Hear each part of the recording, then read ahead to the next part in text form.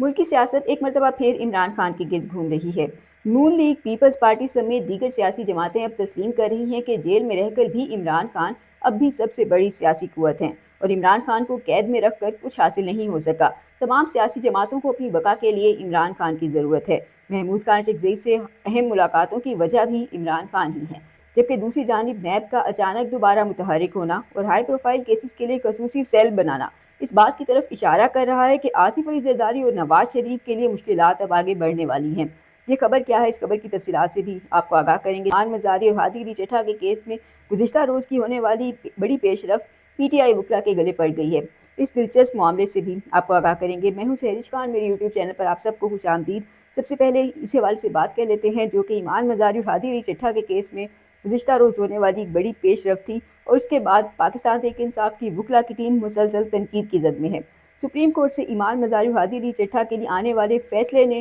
پاکستان تحریک انصاف کی وکلا کی ٹیم کی کارکردگی پر کافی سوالات اٹھائے ہیں۔ پارٹی ذرائع کے مطابق عمران خان کے جو وکلا ہیں خاص طور پہ ان کو کافی بڑی بڑی فیسیں بھی دی جا رہی ہیں، لیکن اس کے باوجود اب تک کسی بھی قسم کا کوئی ریلیف عمران خان کے لیے یا ان کی اہلیہ کے لیے یا کسی پاکستان تحریک انصاف کے کارکن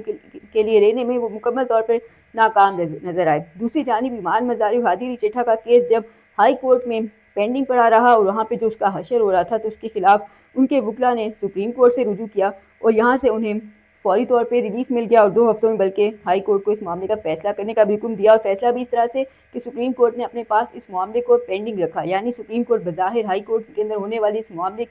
کی نگرانی بھی کہہ سکتے ہیں آپ، اور یہ بھی کہ وہاں سے جو بھی معاملہ آئے گا اس کے بعد پھر سپریم کورٹ کے اندر بھی یہ معاملہ دیکھا جائے گا۔ دوسری جانب عمران خان کا کیس جنوری 2025 سے مئی 2026 تک زیر التوا رہا ہے اور لوگ اب پوچھ رہے ہیں کہ پی ٹی آئی کے مہنگے وکلا سپریم کورٹ سے ایسی کوئی ڈیڈ لائن دینے میں کیوں ناکام رہے، اور اب تو قانون سازی کے بعد جبکہ ہائی کورٹ سے اگر کیس ریجیکٹ ہو جاتا ہے یا پھر اپیل مسترد ہو جاتی ہے، وہاں پہ سزا یقینی ہو جاتی ہے، تو اس صورتحال میں سپریم کورٹ کے بجائے معاملہ آئینی عدالت جائے گا۔ تو اس تمام صورتحال کے اندر اب سوالات اٹھ رہے ہیں کہ امان مزاری اور ہادی علی چٹھا کے جو وکلا تھے انہوں نے تو فوری طور پہ ریلیف لے لیا، سپریم کورٹ سے رجوع کیا اور بہترین ٹیم تھی یقینی طور پہ فیصل صدیقی نے بہت اچھے طریقے سے کیس لڑا امان مزاری اور ہادی علی چٹھا کا، لیکن دوسری جانب پاکستان تحریک انصاف کے وکلا عمران خان کے ساتھ اور پاکستان تحریک انصاف کے اسیر جو تمام قیدی ہیں ان کے ساتھ کیوں نہیں انصاف کر پا رہے، تو ان کی کارکردگی پر سوال یہ نشان اٹھ رہے ہیں۔ اس کے بعد آج سپریم کورٹ کے اندر پاکستان تحریک انصاف کی وکلا کی ٹیم نے خاص طور پر سپریم کورٹ میں میڈیا سے گفتگو کی ہے اور یہاں پر ان کا یہ کہنا تھا کہ کسی دور میں بھی اتنی پابندیاں نہیں تھیں جتنی کہ اب ہیں۔ سلمان اکرم راجہ، حامد خان اور لطیف کھوسہ نے میڈیا سے گفتگو کی اور پھر اس کے اندر کہا کہ عدالتوں کے دروازے ہمارے لیے بند ہیں، اور ساتھ ہی سڑکوں پر آنے کا اشارہ بھی دے دیا اور کہا کہ ہم تمام قانونی راستے آزما چکے ہیں اور اب سڑکوں پر آنے کے علاوہ ہمارے پاس کوئی دوسرا راستہ نہیں بچا۔ عمران خان کے والد سے ان کا کہنا تھا کہ عمران خان 1000 سے زائد دن ہو چکے ہیں جیل میں ہیں۔ بشرا بی بی عمران خان کے خلاف جھوٹے مقدمات بنائے گئے ہیں، ملاقاتوں اور وکالت ناموں پر دستخط کروانے پر بھی پابندی ہے۔ عمران خان اور بشرا بی بی کی صحت کے حوالے سے سنگین صورتحال ہے، لیکن اس کے باوجود اب بھی ان کے فیملی ممبرز، بہنوں کی ملاقاتیں بھی بند ہیں۔ ملاقاتوں کے عدالتی حکم پر عمل بھی نہیں کروایا جا رہا، اپنے من پسند لوگوں کی ملاقاتیں کروا دی جاتی ہیں، جبکہ ایک دوسرے سیاسی قیدی کا انہوں نے حوالہ دیتے ہوئے کہا کہ جب وہ جیل میں تھے تو انہیں تمام تر سہولیات میسر تھیں۔ حامد خان کا کہنا تھا کہ آج عمران خان اور بشرا بی بی سے ملاقات اور جیل میں سہولیات کے حوالے سے درخواست دائر کر رہے ہیں۔ 1 سال اپیل زیر التوا رکھ کے ہائی کورٹ نے خارج کر دی، پھر کچھ اسی قسم کی باتیں لطیف کھوسہ نے بھی کی، تو بظاہر نظر آ رہا تھا کہ گزشتہ روز سے جو ان کو مسلسل بار بار تنقید کا سامنا کرنا پڑ رہا ہے، خاص طور پہ امان مزاری اور ہادی علی چٹھا کے وکلا کی کارکردگی دیکھنے کے بعد ان کی جو عمران خان کی لیگل ٹیم ہے، پی ٹی آئی کی لیگل ٹیم ہے جو بھاری فیسیں بھی لے رہی ہے اور پھر بھی کارکردگی زیرو ہے، صفر ہے، تو اس معاملے پر اب ان کے اوپر جب تنقید ہوئی تو آج وہ سپریم کورٹ پہنچ گئے اور یہاں پر میڈیا سے گفتگو میں اپنے معاملات کو ذرا واضح کرنے کی کوشش کی۔ دوسری جانب نیب اچانک متحرک ہو رہی ہے اور ہائی پروفائل کیسز کے لیے خصوصی سیل بھی بنا دیا گیا ہے۔ واضح طور پہ اشارہ دیا جا رہا ہے کہ آنے والے دن پیپلز پارٹی اور مسلم لیگ نون کے لیے مشکلات لے کر آ رہے ہیں۔ دوسری جانب سوشل میڈیا پر ان دنوں خاص طور پہ سہیل وڑائچ کے لکھے ہوئے کالم کا بھی بہت زیادہ تذکرہ ہو رہا ہے، جس میں کہا گیا ہے کہ ماضی میں اسٹیبلشمنٹ نے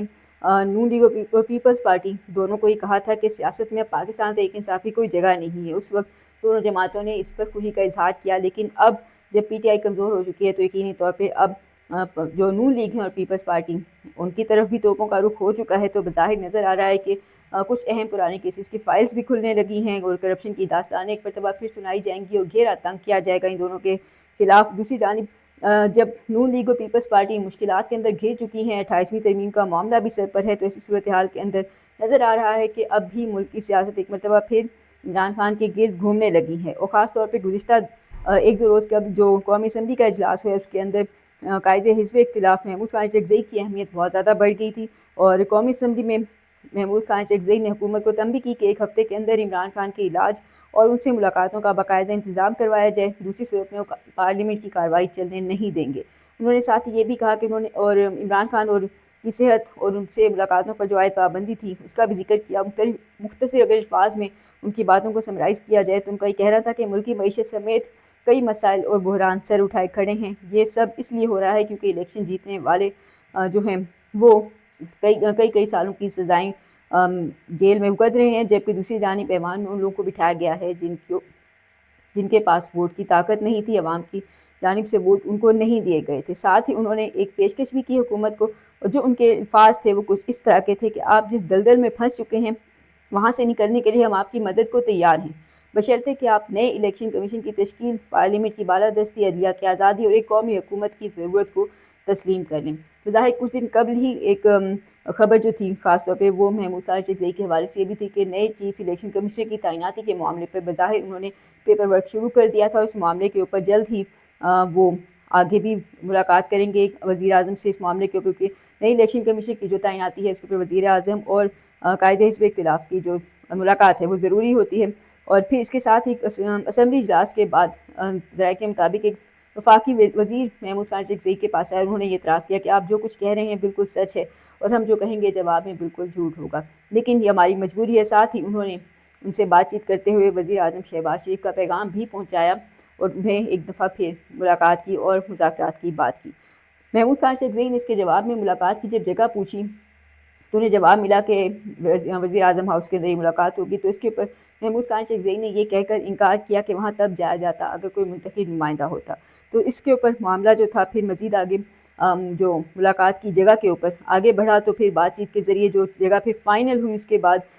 وہ تھی رانا ثناء اللہ کا گھر کہ سینٹ میں قائد حزب اختلاف علامہ راجہ ناصر عباس سے رانا ثناء اللہ وزیر اعظم کی ملاقات کے لیے اصرار کر رہے تھے، اور پھر وہاں بھی علامہ راجہ ناصر عباس نے یہی موقف اختیار کیا کہ محمود خان چکزئی وزیر اعظم ہاؤس ملاقات کے لیے نہیں جائیں گے، پھر آخرکار یہ طے پایا کہ رانا ثناء اللہ کی رہائش گاہ پر ہی یہ ملاقات ہوگی، جو کہ اب سے کچھ دن کے اندر کہا جا رہا ہے کہ بہت جلدی یہ ملاقات متوقع ہے۔ تاہم سوال یہ ہے کہ حکومت محمود خان چکزئی سے ملنے کے لیے کیوں اتنی زیادہ بےتاب ہو رہی ہے؟ عام طور پہ جو ویسے تو پی ٹی آئی کو جس طرح سے کرش کیا گیا ہے اور عمران خان سے ملاقاتوں پر بھی پابندی ہے، اور ان کی صحت کی سنگین صورتحال اور پھر ان کی اہلیہ کے حوالے سے ان کی جو آنکھ کے حوالے سے جو خبریں تھیں اور وہ بھی سامنے آنے کے بعد تو ہونا تو یہ چاہیے تھا کہ محمود خان چکزئی حکومت کے پاس بار بار جا رہے ہوتے یا پھر ان سے رابطے کر رہے ہوتے اور کہہ رہے ہوتے کہ ہماری ملاقات کروائیں وزیر اعظم سے، لیکن ایسا کچھ نہیں ہے۔ یہاں معاملہ کچھ مختلف ہے، یہاں پہ حکومت خود محمود خان چکزئی سے معاملات آگے ان کے ساتھ مذاکرات کی بات کر رہی ہے۔ تو پارٹی ذرائع یہ بتا رہے ہیں پی ٹی آئی کے